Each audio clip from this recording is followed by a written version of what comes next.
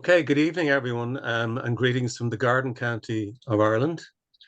I'm here on quite a mild day. The forecast wasn't quite what Met and told us it would be. So I'm going to try and talk for just maybe no more than 45 minutes. I've got a lot of slides I'd like to get through, but I won't use them all. I'm guessing some of you know some stuff about trees already. This is about trees, but it's about other things as well. And trees, I suppose, is the medium through which the message is being conveyed. So this is an outline of what I'll be talking about. What is urban forestry? Its concept, context, and practice in Europe, Australia, in the USA. It emerged in the USA in the 60s and onwards into the 70s. In Ireland, yeah, seriously. So yes, this is pitched as a slightly provocative but positive and creative presentation. There are problems in Ireland, and I'll talk about those, and the positives as well. Strategy is a case study from Dún Laoghaire AIDAN County Council's strategy launched in December, adopted by the council last December. I was project manager and a lead author of that document. Then on the ground, a project, because that's really what gets people excited, I suppose, seeing the results on the ground. And a community edible woodland project, maybe the first on the island, but certainly the first in the Dublin region. That's in Loughnstown Ballybrack. Fourth is critical challenges and opportunities. And finally, summary and conclusion. And as I said, about 15 minutes for questions. So I'll come back to that slide at the end, but I would like to dedicate this talk to two people, or two groups of people. On your right, some of you may recognize Andrew St. Ledger, who sadly died suddenly in October last year. He was a tree champion, a leading advocate within the Woodland League, the Woodlands League Piro, and he was an education officer. Sadly missed, and there's been some lovely tributes to Andrew. So I only got to know Andrew in recent years, and he was taking interest in urban forestry in the last couple of years. Secondly, this is a cover of a book that's arrived in the post recently. Olives are not only growing in Palestine, but all that's going on in the world, I'd like to dedicate it to anyone harvesting, whether it's olives or apples. And there are problems with olives in Italy. There's been disease and so on. But our current focus, of course, is on the Middle East. So, yes, it is about us, but it's not just about us, and it's not just about trees.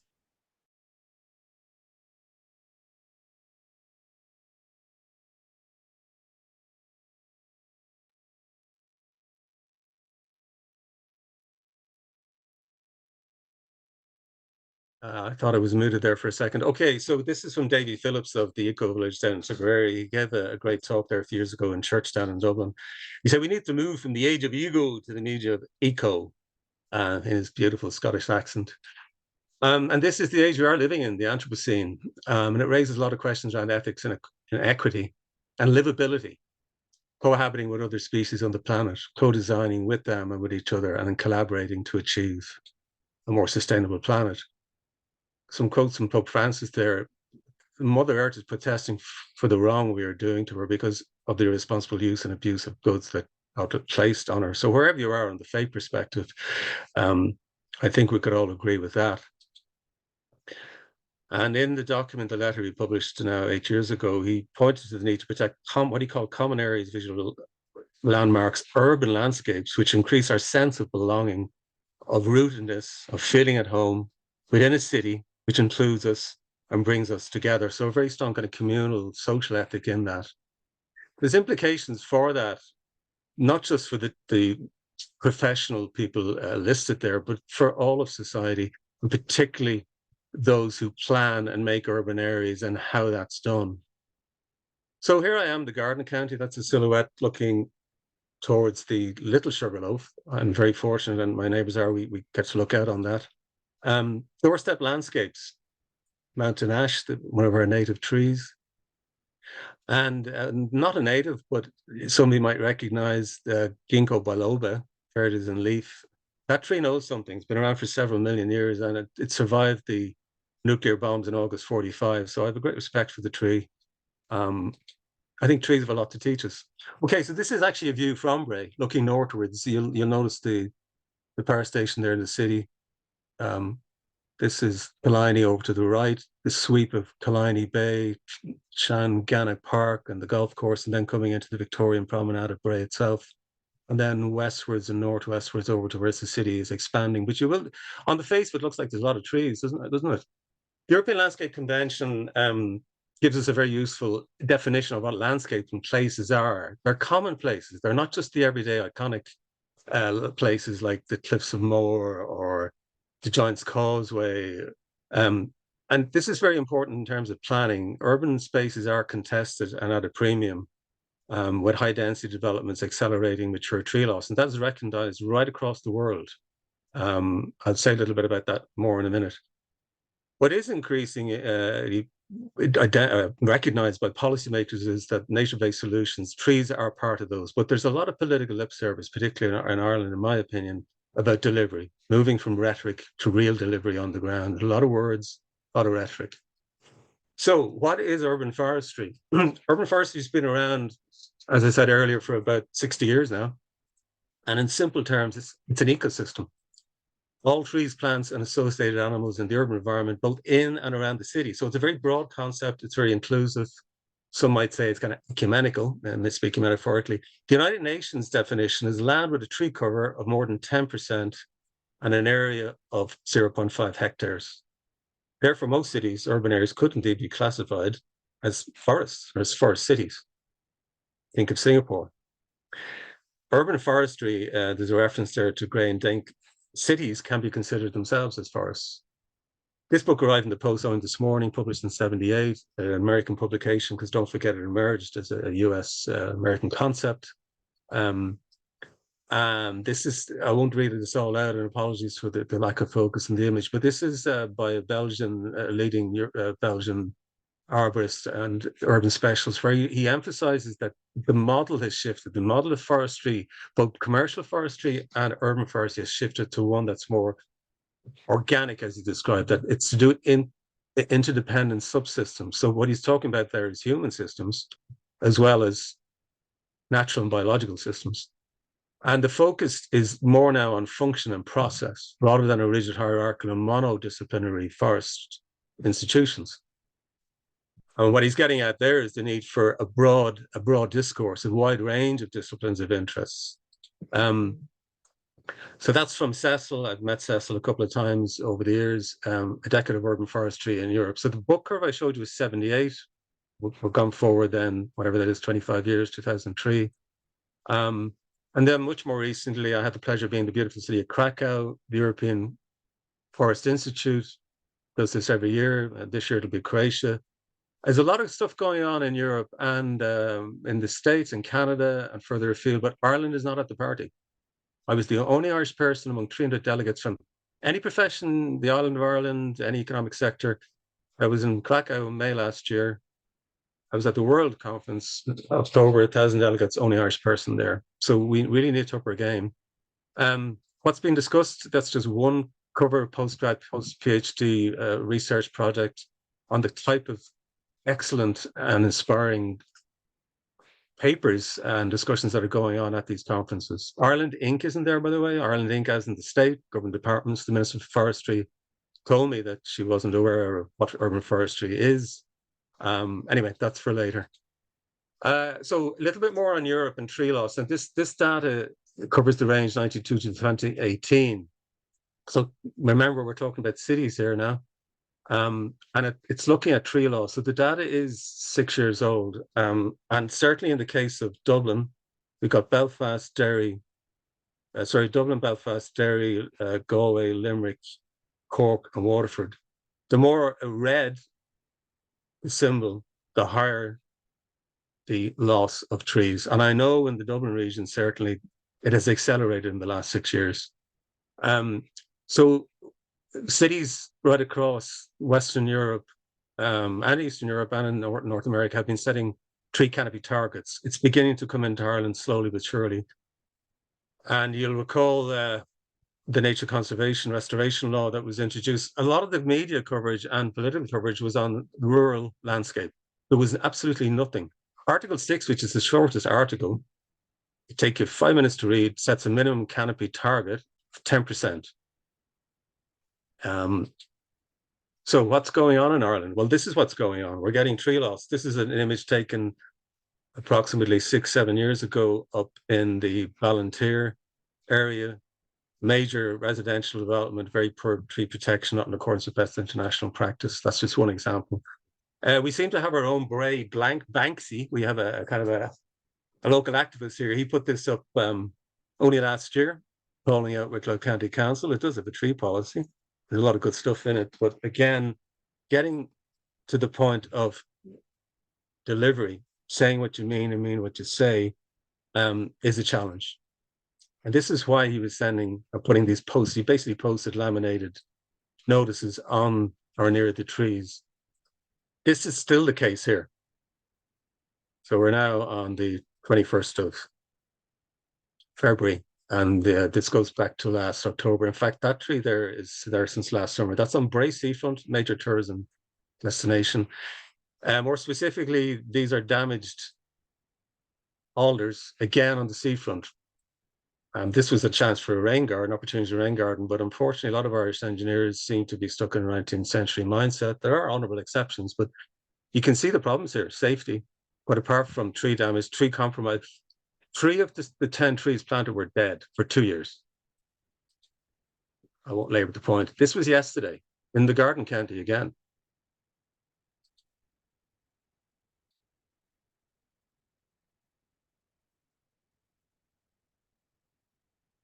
Nothing on Transport Infrastructure Ireland's website about that. So I'm hoping to find out more. I haven't had a chance to phone them. Anyway, back to the regional aspects in the greater East Dublin and East region. This is from excellent work by Dr. Michael Jared Mills and Michael Brennan, UCD. They were commissioned by the 4 Dublin authorities in 2015 to do this, first time ever. You can see the Nurat Down is quite fortunate. It's got the highest tree cover, about 18% relative to the city centre. And there's a social dimension to this I'll come back to later. Okay, so so I call this the or chasm. And it's not an exaggeration. It's not hyperbole. I've had over 35 years of experience in this area, both here and in the UK. And Ireland seems to have a singular talent for saying things, but not delivering. We don't have time to go into this in detail tonight, but and I have come up with a couple of solutions. I've written a draft bill to go to the Oireachtas, and there's no dedicated policy on trees. There's no national policy on amenity trees, on urban forestry. There's no law. I've written both, and I've been trying to get the ear of policymakers and politicians for about 9 years now. 3 of the 31 local authorities have tree officers. By contrast, when I worked in London in 1989, 35 years ago, there were 3 tree officers in 1 local authority. Dublin City Council, Cork and Fingal have tree officers, 3 out of 31 councils all over the country. And that has consequences. The positive news is that councils like to narrow that down. So this is a case study of one council. I was lead author and project manager along with colleagues and consultants. And I see Vessel Batenhurst is in the meeting tonight. Hi, Vessel. Great to have you on board. Vessel and his colleague, Landover in Philadelphia, worked with us on this. Time doesn't allow to go into the whole thing, but I'd like you to focus on the stakeholder engagement. We set up 5 focus groups. That took 3 months, done in Zoom during COVID. It was extensive consultation and participation in how this tree strategy was iterated and prepared. There were 64 submissions in early 2021. You can see again, back to tree loss. These are concerns from residents. The photograph is taken up in the Glenamock area. I drove up that way today.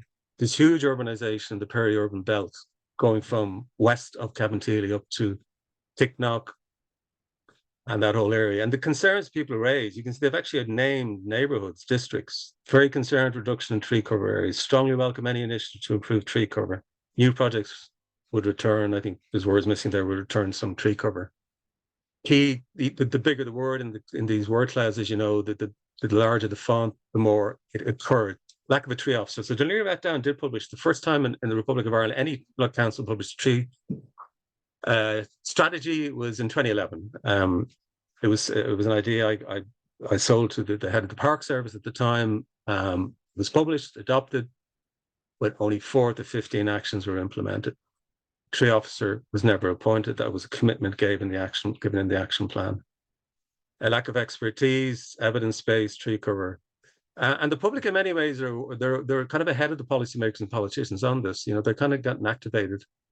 Don't read all this out, which this is the sequence of the process in red. So I want like you to focus on that. Invitations were sent to 5 focus groups to participate. So this was beyond just mere consultation. Moses coming out from the mountains with the tablets of stone, the draft strategy, react. But this was about participation and co-decision making. I mentioned the vessel and connect the dots, Philadelphia. There was also an internal focus group in the council itself. In terms of findings and outcomes, a low level of knowledge around the ecosystem service values of trees, so the carbon capture, air quality, stormwater management. Trees as living organisms, you'll see a lot of this in the presentation, coming up with something that would connect us with trees and looking at them more than just decorative objects like bollards or street furniture. They're biological. You need to know about them. You need to regard them as with respect. Commitments to partner in action. So the tree strategy was being iterated and being activated. So projects were coming out of it even as it was being written. That's quite innovative in an Irish policy context.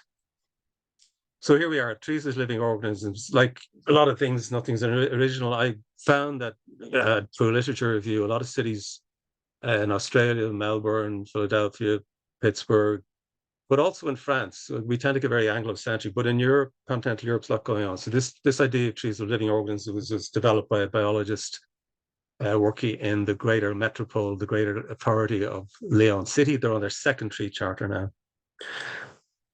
now. What's that doing there? Well, this is a frequent problem. This is kind of lack of care, and it's not just around resources. This is just thinking you put a stake in, it's someone's to do it ignorance. I carry a pruning knife in the car. So there's the philosophy. And Dún Laoghaire have committed to this.